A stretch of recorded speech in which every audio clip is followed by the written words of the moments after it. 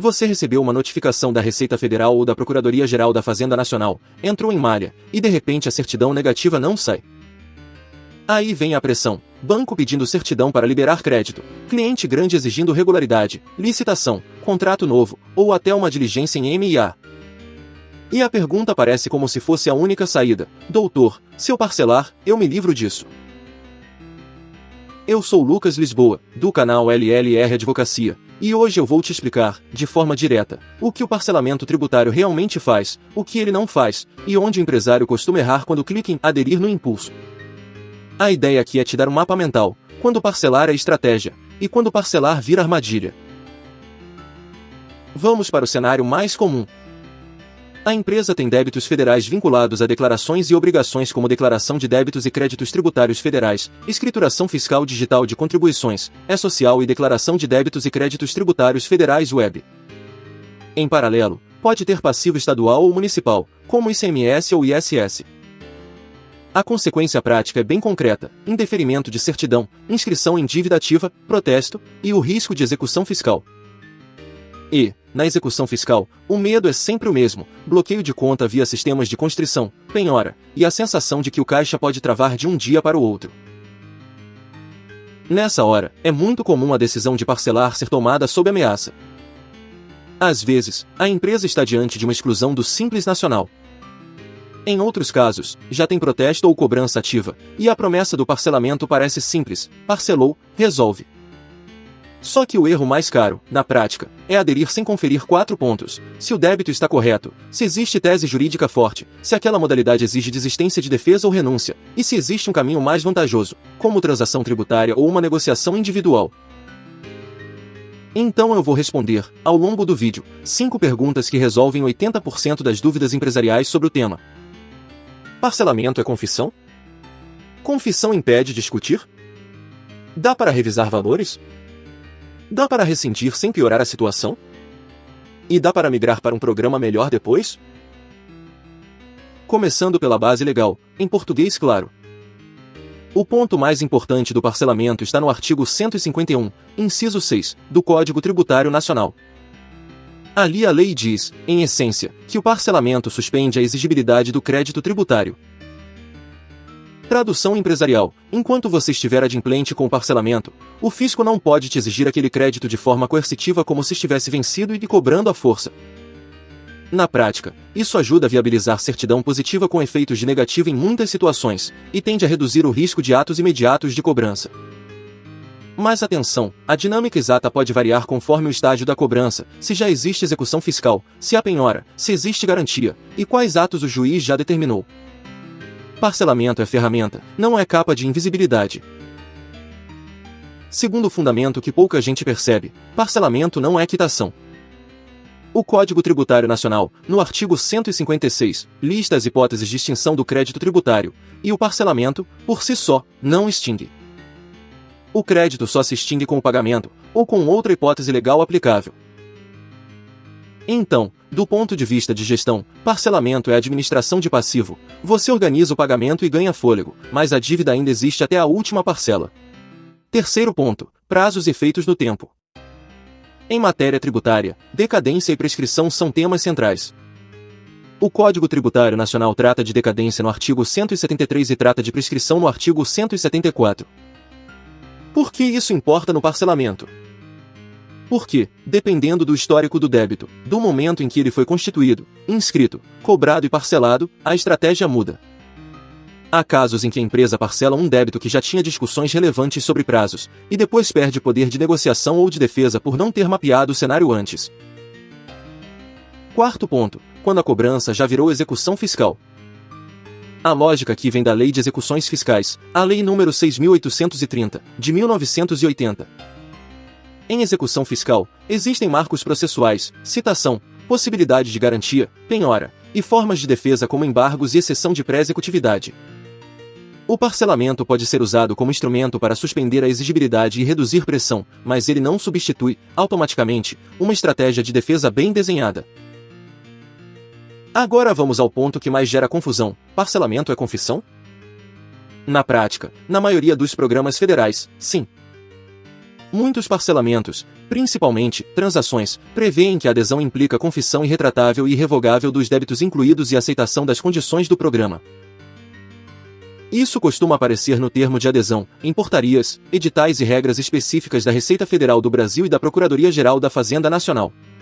Só que confissão não é sinônimo de perdeu todo e qualquer direito de discutir para sempre. Aqui a jurisprudência dos tribunais superiores, de forma geral, costuma diferenciar duas coisas: discutir fatos e valores, versus discutir teses estritamente de direito ou nulidades objetivas. O que isso significa na prática? Se você confessou, tende a ficar muito mais difícil discutir matéria fática. Por exemplo, o fato gerador não ocorreu, ou o valor declarado era outro, especialmente quando é débito autodeclarado. Mas podem existir situações em que ainda há espaço para discutir ilegalidade, nulidade, vícios formais e questões objetivas, dependendo do caso e, principalmente, do que você renunciou expressamente ao aderir. E aqui entra o principal alerta: em muitos programas, o que realmente te amarra não é só a ideia de confissão. É a cláusula de desistência e renúncia. Alguns parcelamentos exigem desistência de impugnações e recursos administrativos. Em transação tributária, isso pode ser ainda mais sensível, porque frequentemente se exige desistência de ações judiciais e renúncia ao direito sobre o qual se fundam. E é exatamente por isso que a Lei nº 13.988, de 2020, que trata da transação tributária, é tão relevante. Ela autoriza transações na cobrança federal e abre espaço para editais e propostas individuais com descontos, prazos, condições e exigências próprias. Só que o preço de um desconto pode ser a renúncia do contencioso. Então, transação pode ser excelente, mas tem que ser lida como negociação jurídica completa, não como simples parcelamento. Agora vamos para a parte mais prática: o que você pode perder se aderir sem analisar. Primeiro, você pode abrir mão de uma defesa administrativa em andamento, por exemplo em delegacia de julgamento ou em instâncias recursais. Segundo, pode abrir mão de ação judicial ou, pior, renunciar ao direito discutido. Terceiro, pode aumentar o custo efetivo da dívida, com entradas altas, juros, multas e encargos, além de honorários em dívida ativa. E quarto, muito comum, incluir débito indevido por erro de base, duplicidade, parcelamento anterior ou pagamento que não foi corretamente vinculado. Então, antes do clique, eu recomendo um checklist objetivo. Primeiro, mapear onde está o débito. Uma coisa é débito administrado pela Receita Federal do Brasil. Outra coisa é débito já inscrito em dívida ativa e cobrado pela Procuradoria-Geral da Fazenda Nacional. A estratégia, os programas e os custos mudam completamente. Segundo, entender a origem. É débito autodeclarado, vindo de declarações, ou é débito lançado de ofício, como um auto de infração? Débito autodeclarado, em geral, tem menos espaço para discutir fato gerador, mas tem espaço para revisar cálculo, bases, vinculações e pagamentos.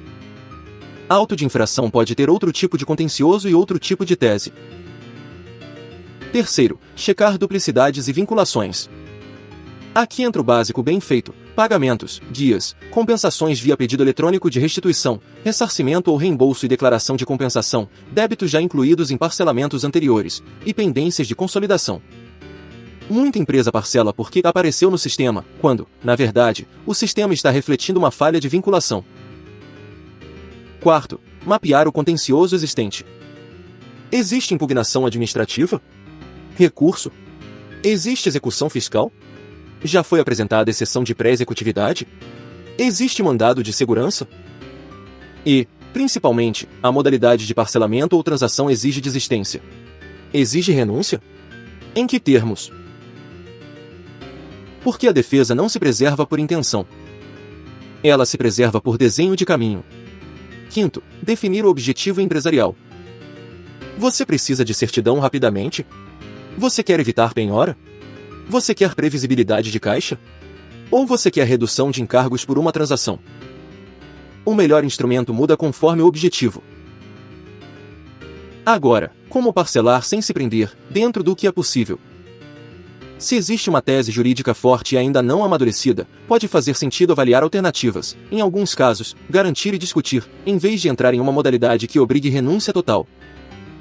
Se a prioridade é certidão e fôlego de caixa, pode fazer sentido buscar a modalidade que suspenda a exigibilidade com o menor nível de renúncia possível, quando houver escolha. Em transações e parcelamentos especiais, a regra de ouro é simples: leia o edital e o termo de adesão como se fosse contrato. Muitas armadilhas não estão no Código Tributário Nacional, elas estão na regra específica do programa. E depois que você já aderiu, ainda dá para revisar alguma coisa? Em muitos casos, sim, mas com limites. Se for erro material, erro de cálculo, pagamento não considerado, duplicidade, erro de consolidação, normalmente existe canal administrativo para revisar saldo e consolidação, respeitando prazos e regras do programa. Isso é diferente de voltar atrás em uma discussão profunda sobre o mérito do tributo. Sobre teses jurídicas e nulidades, pode existir espaço, dependendo do caso, mas a margem diminui muito quando houve renúncia expressa, especialmente em transação. E sobre decadência e prescrição, são temas relevantes e, muitas vezes, matérias de ordem pública, mas a estratégia depende do estágio do débito, se está em lançamento, inscrição, cobrança ou execução, e de como a adesão foi formalizada. E a rescisão do parcelamento? Em geral, a rescisão ocorre por inadimplência de parcelas, falta de pagamento de entrada, descumprimento de obrigações correntes ou condições específicas do programa. O efeito prático costuma ser pesado: volta da cobrança integral, retomada ou ajuizamento de execução fiscal, perda de reduções e vencimento acelerado do saldo. Por isso, parcelamento precisa caber no fluxo de caixa real, não no fluxo de caixa otimista. E a migração para um programa melhor, dá para trocar? Às vezes faz sentido migrar quando surge um edital mais vantajoso, quando muda a capacidade de pagamento, ou quando a dívida muda de perfil. Mas nem sempre é livre. Pode haver vedação, necessidade de rescisão do anterior, ou regras específicas de portabilidade. A análise deve ser feita antes de romper o que está em vigor, porque romper primeiro e perguntar depois costuma sair caro. Por fim, um ponto que o empresário não pode negligenciar: risco patrimonial e risco de caixa. Parcelamento pode reduzir risco de constrição, mas não resolve tudo automaticamente. Em execução fiscal, pode ser necessário avaliar garantia, substituição de penhora e medidas processuais cabíveis para evitar surpresa no caixa, especialmente quando já existe bloqueio ou ameaça concreta.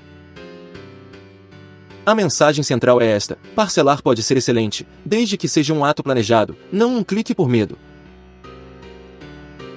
Parcelamento é gestão estratégica de passivo e risco, com leitura de regras, checagem de valores e escolha de modalidade. Resumo estratégico: em uma frase acionável, antes de aderir a qualquer parcelamento ou transação, separe Receita Federal do Brasil versus dívida ativa, confira a origem e a correção dos valores, mapeie defesas existentes e leia, linha por linha, as cláusulas de desistência e renúncia.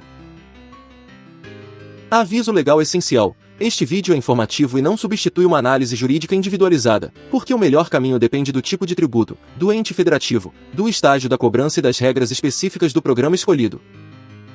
Se você tem um caso concreto, procure orientação profissional para avaliar riscos e opções com segurança. Chamada para o debate: deixe nos comentários uma dúvida geral sobre parcelamento, transação tributária, certidão negativa ou execução fiscal, e também sugestões de temas que você quer ver aqui no canal. Eu leio e uso essas perguntas para montar os próximos vídeos, sempre com foco prático para empresas. Obrigado por acompanhar, e na descrição do vídeo ficam as informações do LLR Advocacia. Até a próxima!